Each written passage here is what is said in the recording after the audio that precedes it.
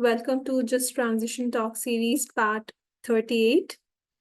Today we have as our guest speaker Mr. Bishwadeep Ghose. Mr. Ghose has been working in the field of development for the past 30 years.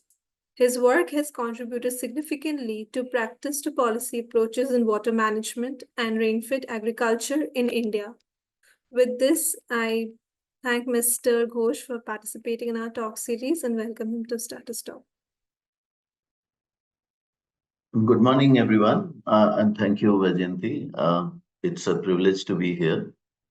IIT Kanpur possibly is one of the most prestigious institutions of the country. Many years back, I couldn't get in there, so possibly for good or for bad, I landed in development. And like you mentioned, totally by serendipity, almost by accident, while doing internship in a forest in Tadoba. There was a turning point then in 94, and the next year, through another internship, I was exposed to the bowels of rural India in the Chambal Valley of Madhya Pradesh.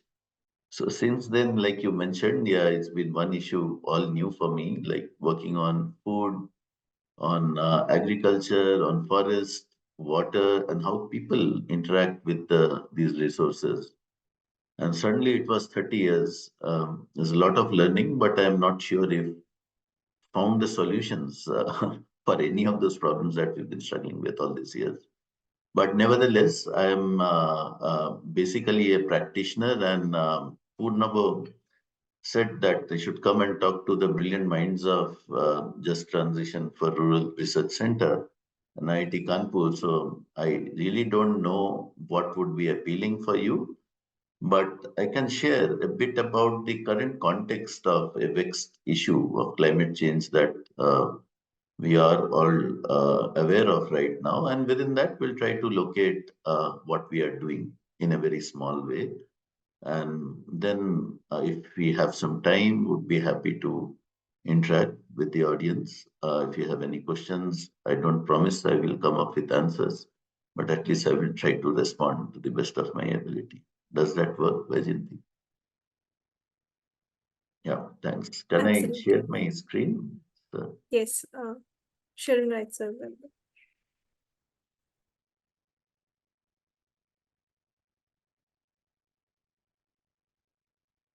Purnava, nice to see you. Is it visible? Yes, it is visible. Yeah. So this is the topic I chose. And like I said, everybody is talking about climate, at least now compared to when we started our careers. It was not so much in the vogue. Now everybody has heard of the term at least, even though we might mean or understand different things. So very quickly, and also to know the audience, because uh, we come at it from different angles, perspectives. So if you can put in the chat what comes to your mind when we say climate change, just one word, just so that we know how we are thinking about this. There's no right or wrong. It's not a quiz, but will give me an idea of how we are looking at these issues. Is that okay? Just any one word? Rising temperature, yes. Global warming seems to be the most popular one. Yes. What else? I mean, it affects everyone of us, whether in the rural or urban area. Extreme weather conditions, climate justice, communities possibly who are more affected than others. Carbon emission causes climate change, water scarcity, Purnava, yes. Yeah, so these are all the implications. So it's more or less, I mean, is the same. I mean, two factors that climate affects the most, let's say, is the erratic rainfall and the intensity of rainfall and temperature rise. I mean, there are other factors, of course, but these two, in the context of the work that we do, the rise in temperature and uh, the distortion in the frequency and the quantity of rainfall, that has got a cascading implication on many other things as well.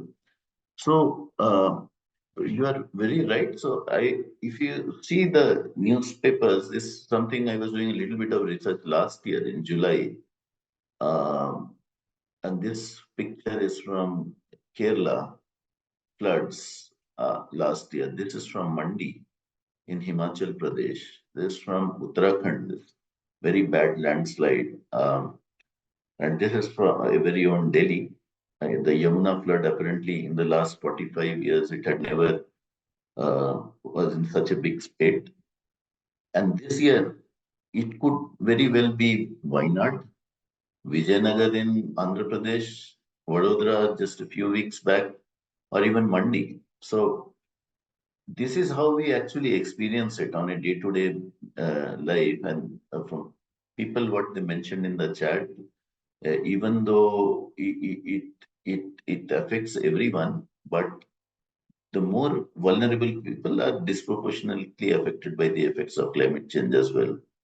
And in some sense, what happens in North India, let's say Himachal and Uttarakhand, downstream it affects Delhi.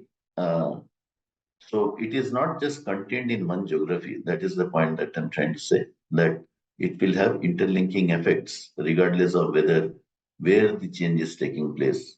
And we are all interconnected, both in the terms of what causes it and what affects. And then, in terms of scanning the media, just 1 week in July, uh, I was surprised to see that it's India. We are not alone. I mean, in Europe, in a developed nation like this, 61,000 people had died last year alone. And if you see the report, it says worldwide climate crisis, unusually high mortality rates. Um, in California, it was 51.2 degrees centigrade last year. Many of the Indian cities are competing to cross for 50 just this summer, last summer that went by. Unheard of temperatures, at least when few years back also, and that has got huge implication on many other things. This is a blaze in Spain that was happening the same time. This is all within the 2 weeks, different parts of the world, and which went on and on. And one common thread is that it is all related to climate change. This is closer home in South America, South Asia, where there were floods and the president declared a national emergency, linking it to climate. People are dying. It is not just in one location. You can see in across Europe, America, uh, and Asia. It is the same pattern, more or less. And all these things have been mentioned in the IPCC round six report, which says that these things will happen. And we are nowhere close to staying within the 1.5 degree rise in temperature. The effect of that, what actually it means in terms of day-to-day lives of people, we are experiencing now, and it is likely to get worse. Uh, Scientists are also saying that they say now it is no longer a doubt that climate is leading to more droughts. It is leading to it is not a one-off thing that this hot summer that we experienced just the last season, it is likely to recur in the years to come. It has cascading, devastating effect on food production. Last year, the wheat production in India apparently was the lowest ever in recorded history. And new terms like flash droughts, we've heard of flash floods, but this is a new term that I came across where suddenly in the cropping season, during the time of harvest, there will be sudden dry spell and it will kill the crop because there will be no water and farmers are again pushed back into penury. And rising temperature also means that we are pumping more water. to either save the crops or for drinking, which also depletes the water table faster. So essentially, we see that climate change creates a lot of insecurity around food, water, health. There are waterborne diseases so that also causes devastating health effects. And economy overall. I mean, in the Sikkim floods, if you remember last year, there was a power plant that got washed out. It was around 22,000 crores. Same thing happened in Uttarakhand earlier. So it spares no one, it spares no aspect of our livelihood or broader economy. And this is something that we have to learn to live with, right? In the context of our work, which is to deal with water and allied issues. In very simple terms, we like in the pictures that we saw, either there is too much water, which is a scenario of floods, too little, which is drought, or it is just too polluted, renders it unfit for drinking. As it is in the context of our work, which is in water and sanitation, without climate change impact itself, nearly one third of the population across the world don't have access to safe water. Sanitation, it was even worse. It is almost half the population. In India, as per the government records, it says that around 600 million people are vulnerable to some kind of water stress or the other. So the numbers are staggering, and in the context of climate change, it is likely to get worse. So, in this background, a little bit about Water for People that we work with vulnerable communities in around 9 countries on issues of water and allied, like sanitation, agriculture, etc. And in India, we've been working since 1996, started work in arsenic filtration plant in Haldia, Nadia district in West Bengal. Currently, we are in 6 states. We are a very small organization, but we do some intense work and try to collaborate with the government and the private sector for scaling, because that 600 million number, if we want to address, we can't do it alone. And our vision, of course, is a world where everyone has access to safe water and sanitation. Despite the challenging and the complex nature of the work, what really inspires us is the mission, which is to provide quality services. Mind you, I mean, services related to water and sanitation. We take it as granted in urban areas where I think most of you and we live, right? But it is not the same in rural areas. Even for most of the projects that have been happening in the past related to water and sanitation, there's a start and a stop. It starts in a project mode. So if the vision of the government is also to see it as utilities or services, um, that is what our mission has been all along, uh, to set up water and sanitation as services that are managed by local communities. And sustainability is very important for us, that it should not be a one-time effort and it fizzles out after the project is done. So if you see, we have a very simple impact model that was coined in 2012 called Everyone Forever, whose vision and mission was very similar to Swachh Bharat mission and Jal Jeevan mission that came in 2014 and 2019 respectively. So everyone essentially means that in every district where we work, every family, every clinic, every school should have access to safe water and sanitation services. And forever, it is simply, it means it is sustainability, that it's not a one-time thing. Whatever it takes to sustain the services need to be built in right from the beginning of whatever we do. And we also realize that quick fixes don't last, unfortunately. So we can create infrastructure, and as we will see later, and we celebrate success that, okay, now people have got access to drinking water, but they break. And if people do not have the capacity or the institutions to oversee the management, then the community is back to square one and we start all over again. So very quickly, therefore, what we do, I mean, we work on the issues of access to safe water. Earlier, we used to focus a lot on infrastructure, but because the government is putting in far more money than we ever could, we've shifted to more on water resource management.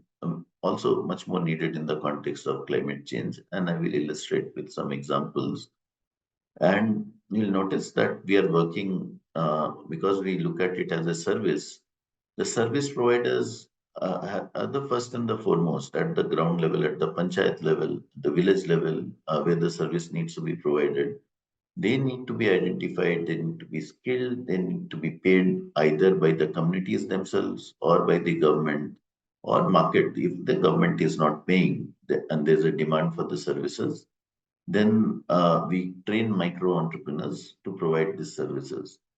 And we believe that the communities are center of everything that we do, and they need to take ownership. They face the impact of climate change the most, so we need to empower them and the institutions to deal with it as well. And change cuts across everything that we do, because building toilets are easy, but getting people to use it, we all know, is how very difficult. We can get taps in people's houses, but very often we see that there is water flowing out because it is broken or people don't close it. So it is not just about creating the infrastructure, but to manage it properly, much more needs to be done. So in the context of sanitation, this this is the sanitation chain. I think most of you might know, but just to recap, that we are trying to, this ribbon is covering the heading, but essentially we are trying to work on a circular economy concept. Uh, so there are these aspects in the sanitation chain where uh, toilets get built and the sewage gets collected in a septic tank or a leach pit, which then needs to, it will get filled up. So there should be service providers to empty it, transport it, treat it, and reuse it if possible. So very quickly, I will just illustrate what we mean. So in the treatment part, we are dabbling with, we realize there's no technology for the rural areas, like in urban areas where we live, either we are connected to underground drainage that the government provides, or we have honeysuckers that come and take out the sewage when the septic tank fills up and disposes it after treatment.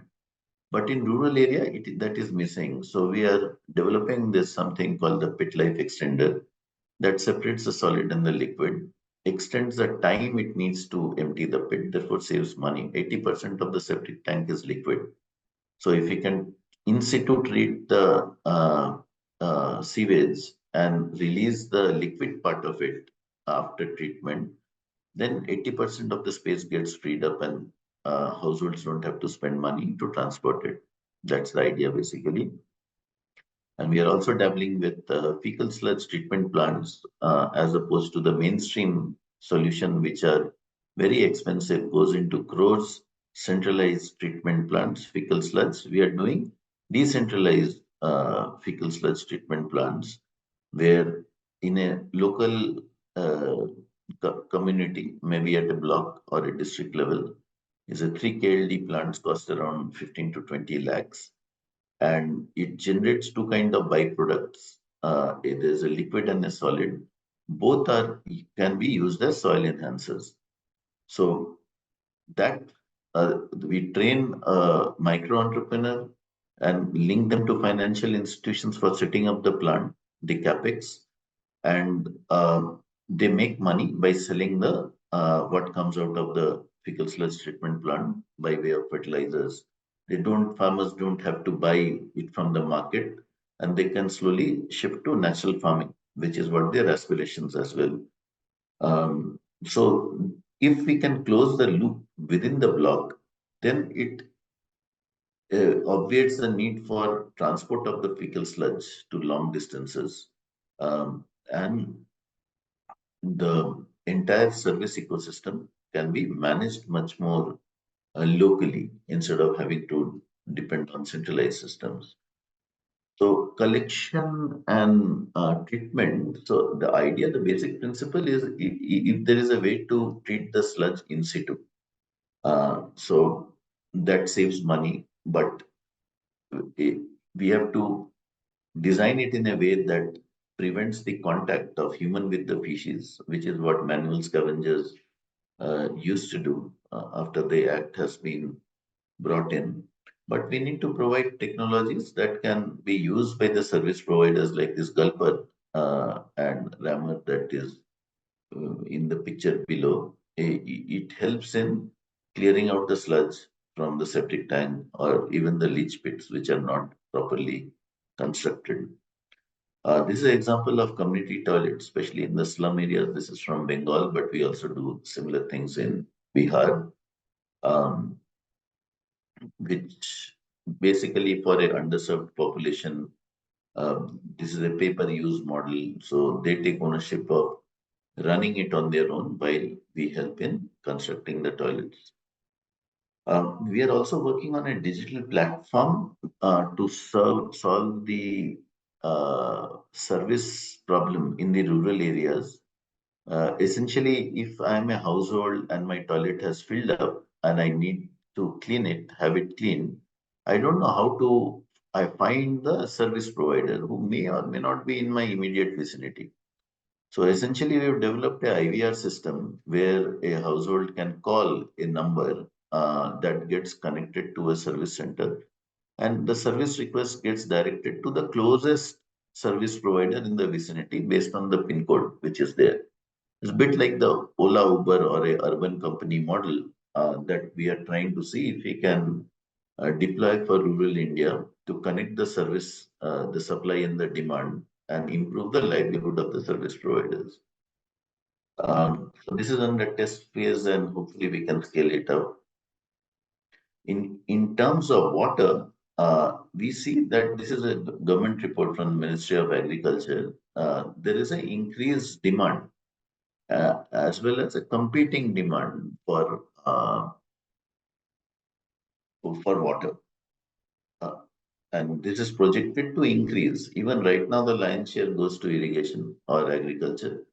And blue is the drinking water, and then it is industry and energy. And by 2050, it is likely to grow more.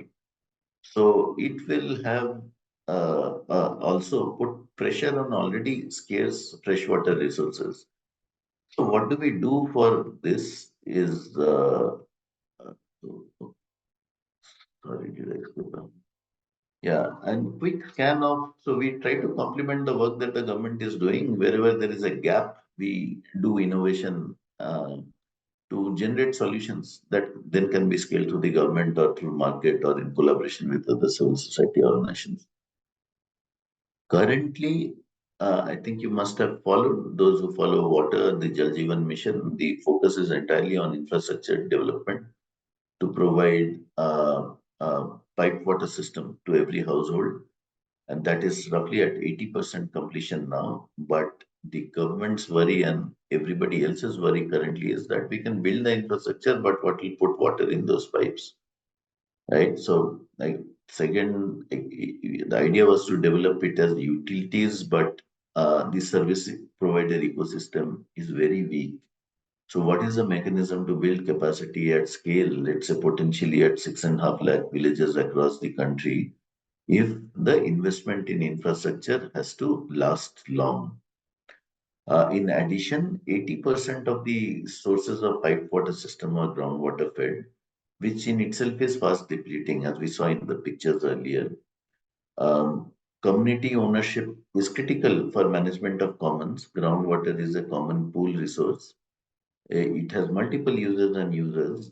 And because groundwater is invisible, it is underground, there is invisible competition. So if agriculture takes away 70 to 80% of the water from under the ground, it will leave less for drinking water. If industry takes away more water, again it will affect drinking water because the aquifer in which groundwater is stored is a common pool resource, right? And then there are trade-offs. There is externality, like I mentioned, agriculture. How do you balance? Because the KRA or the KPI of the agriculture ministry or the department is to improve agriculture production. And the biggest input for agriculture is water. So you pump more water, more water you pump, the less it leaves for drinking. So there are trade-offs. So if you in 1950 when we were independent, we were water secure but food insecure, right? So after 75 years, we are food secure but water insecure. So there's a trade-off happening, and unless we balance it through some mechanism, we will have problems both on the water as well as the food production front.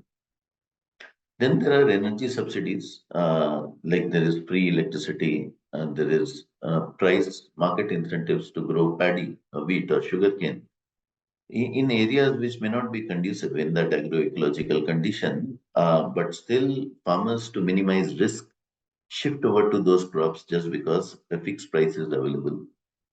So again, that has got adverse impacts on the pumping or the abstraction of groundwater. So, like I said, we started with this infrastructure when the Jal Jeevan mission was not in place. This is a beautiful pipe water system that got the President's Award in Digambarpur, where our partners Prosari also works. And hand pump, these are all sources of water. Uh, and we used to build these water access points in schools, different kind. The lower picture is from a forest village in Chikaldhara, Maharashtra, in Amravati district. This top one is from a Birbhum. Like I said, we tried to ensure quality, tried to build institutions, tried to build capacity of people to manage these better. And but gradually now we are moving to more water resource, the ecosystem based approach instead of infrastructure alone. Sundarbans, another area where we work, which is the South 24, North 24 districts in West Bengal in India. Everybody knows it's a climate hotspot. It has got every kind of problem that you can possibly imagine. There are periodic cyclones that damage, destroy water infrastructure. So how do you build climate resilient infrastructure, even if you have to invest in infrastructure? Then you have you see that the flooding that happens periodically that renders drinking water and agriculture saline. So even if you have a lot of work water around you, it is basically pretty much useless from a consumption point of view. Groundwater therefore becomes the last refuge for fresh water for drinking and agriculture, which is also depleting fast in Sundarban, right? And this affects livelihood, it has enormous effect on distress migration and also causes a lot of health issues due to uh, salinity in water and flooding. The sewage gets mixed with drinking water. So in an ecosystem like this, we are experimenting with nature-based solution, all in partnership mode with Prasari as another organization called ACTVO, bring in different expertise and we try out different mechanisms as far as possible solutions that are nature-based, not engineering-based. Sorry to say that because I know IIT, there's a large chunk of you would be engineers, but over the years we've seen that possibly those are not the best solutions for these kind of ecosystems. Right. So the idea is that the only input for fresh water is rainfall. So you catch it uh, before it gets contaminated and store it in surface or underground for deferred use, let's say in lean months when it is not available as much. Um, then, because of the migration and the poverty related issues, can we use this water to diversify the livelihoods? Like, can we use the same water that is used for agriculture to do aqua fisheries, agriculture along with fisheries in the same plot of land with the same kind of water, and also move towards more natural farming methods that traditionally use less water, less input, like external inputs like pesticides and chemicals, and are much more healthier and cost-effective options. So all these things we are experimenting here. And of course, if there's a way to prevent the salinity in ingression or flooding, through mangroves. These are nature's way of preventing soil erosion. Uh, that also protect the hatching habitat of fishes. So this is fairly a new initiative, and we will know how to what comes out of it. I don't know how to get this ribbon out of, but so the ribbon which is hidden, it talks of aquifer storage and recovery, which is possibly the brainchild of Purnappa and others. And this is a fascinating solution potentially that can work in an area like Sundarbans. Is simple in its concept because what it does is captures rainwater either falling on the roof and store it in ponds, and then pump it, inject it into the aquifer when it rains. And because of the saline differential density, it forms a bubble, the freshwater bubble, right? So within the aquifer itself, and in the lean months, when there is a shortage of water or it is saline, you use another pump to pump it up for and use it for drinking. So this is being tested even as we speak in some areas where we work with Prosari, and combining it with another simple technique but very effective, which is called the ridge and furrow.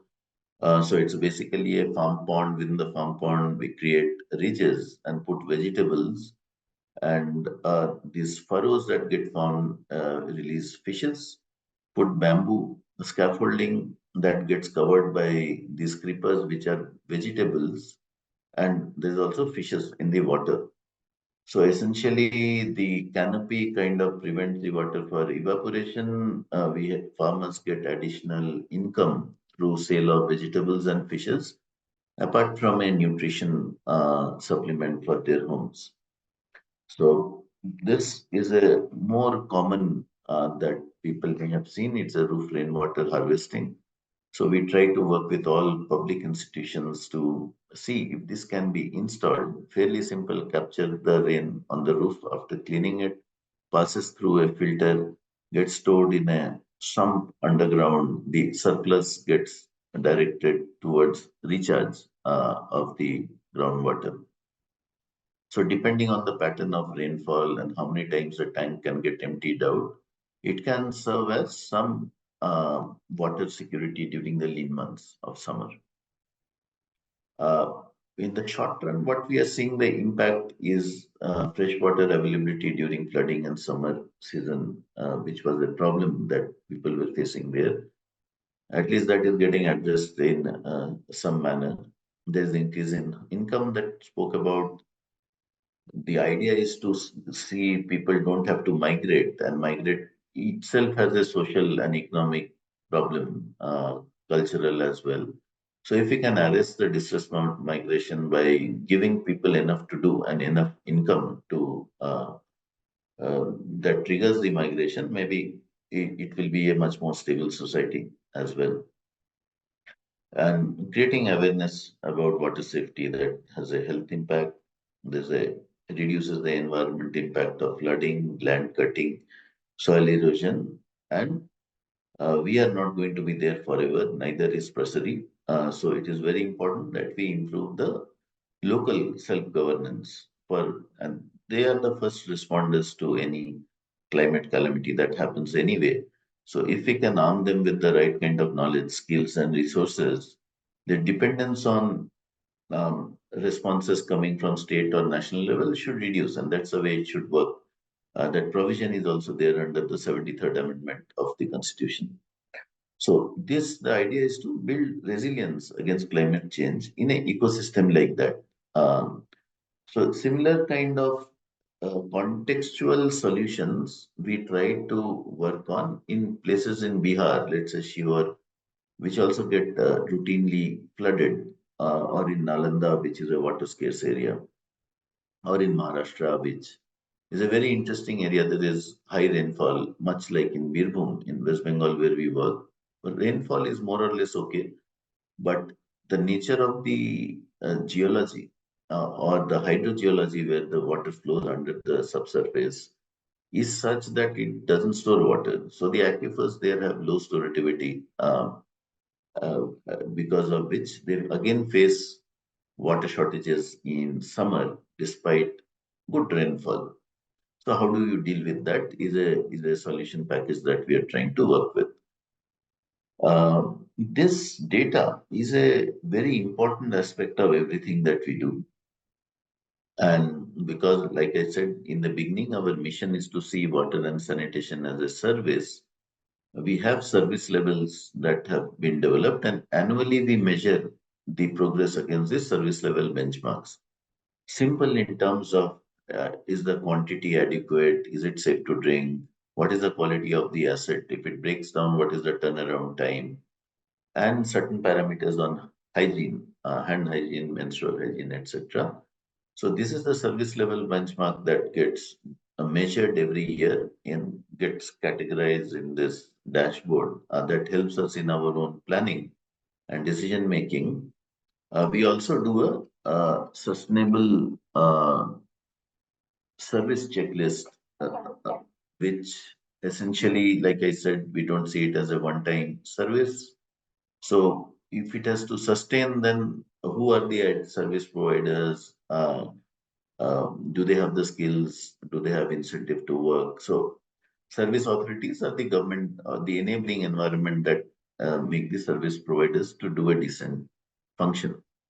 Water resource management, because like I said, you can put the infrastructure, but if you don't manage the water resource, the larger water resource, not just the borewell from where the hand pump from where water is coming, things may be working today, but in 6 months or few years time, it may slip back again, which seems to be happening a lot.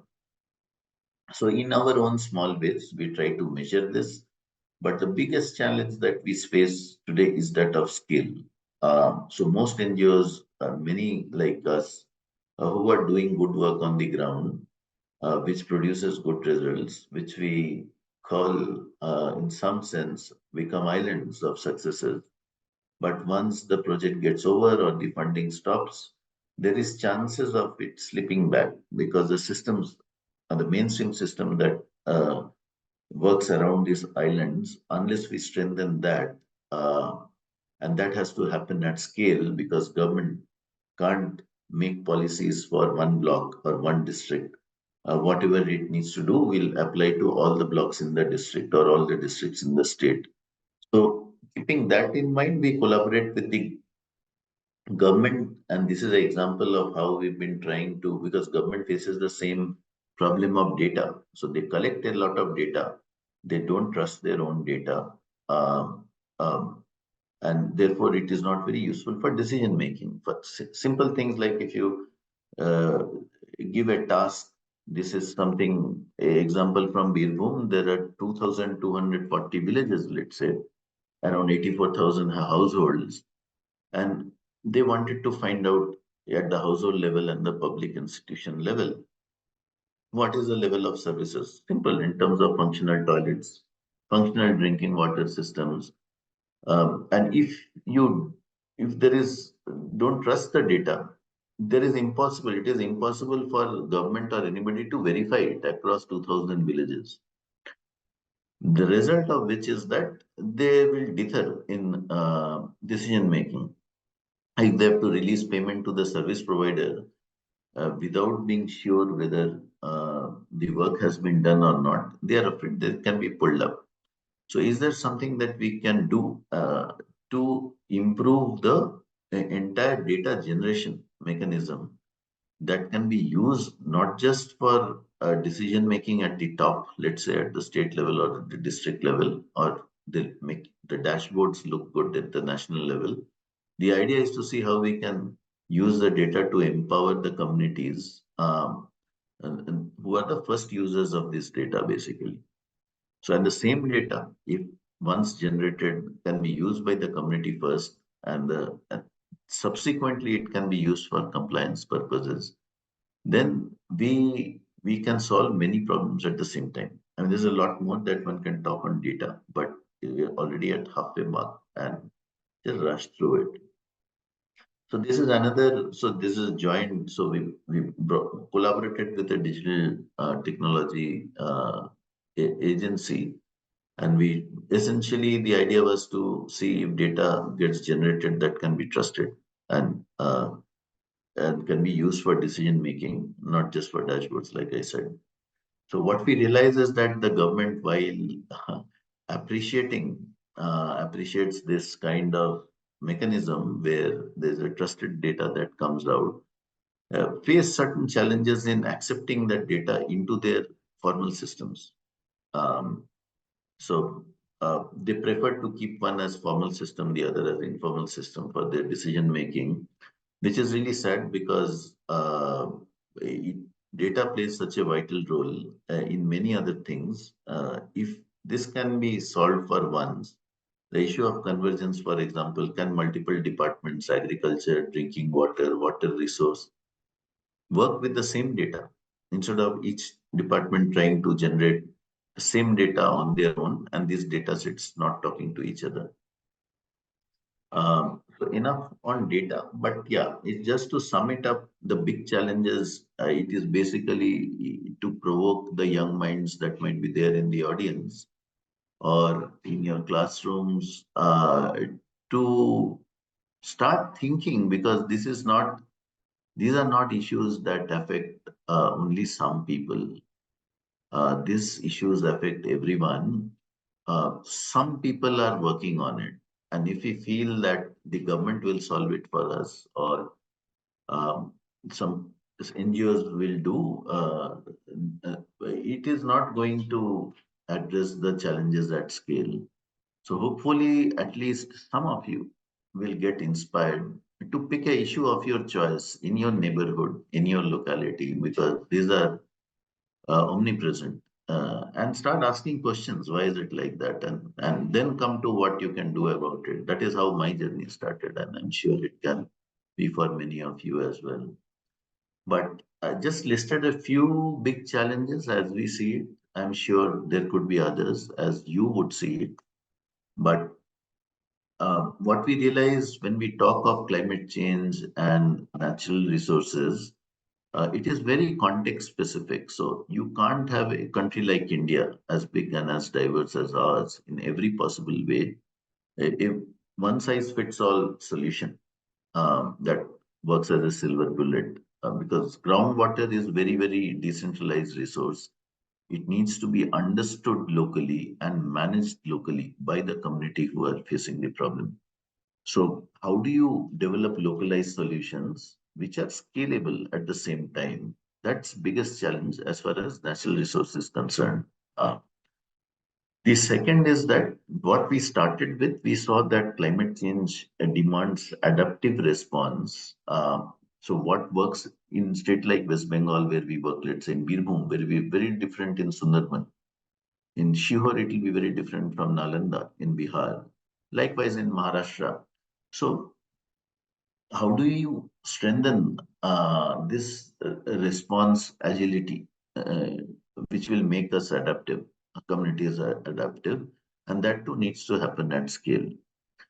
The third, again, I mean, there are a lot of claims, and that is why a lot of the work often gets discredited, that we really need scientific temper and scientific rigor, uh, even to work at the community level, and evidence-based action. So I have not gone into too much data related to our own work, but you can ask me, I mean, are these claims or facts?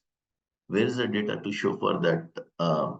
So how do we um, build a culture of scientific temper, not just in building automobiles or bridges or FMCG goods, but apply the same kind of rigor in natural resource management as well. So the country as a whole can benefit and we have less landslide, less flooding, less droughts, etc. And in the NGO way of working, we are, most of us are very small organizations. And yes, we last 30, 40 years, I've been around for 30, but I've studied earlier work. It is intensive work. These are small work, which is beautiful, like Schumacher said. But like I said, 600 million people, and we are at 1.8 million in through our own work. So the current way of working will not address what is needed to achieve SDG 6 in the 5 years that we've got left. So we have to break away from this business as usual approaches. And everybody agrees that collaboration is the way to go. In my own career time, we've collaborated enough times with government, with civil society actors, but it's a tough ask. So the question is that while nobody denies that collaboration is needed, what is the tipping point? How do we make that happen? And of course, even if we have solutions like climate change will force us to rethink about kind of infrastructure we build in cities as well as rural areas that are adaptive to climate change, services that are more responsive. So we have to redesign and reconfigure much of our service ecosystem, which needs money. So how do we funnel money either for innovations or for scale? That remains a big question. So I could end with a what? This is a small film, but I can share the link in the chat and you can watch it at your leisure. I will much rather use the remaining time to interact with you if you have any questions. So I'll end here. Yeah, this was the last slide anyway. Thank you, Mr. Ghosh.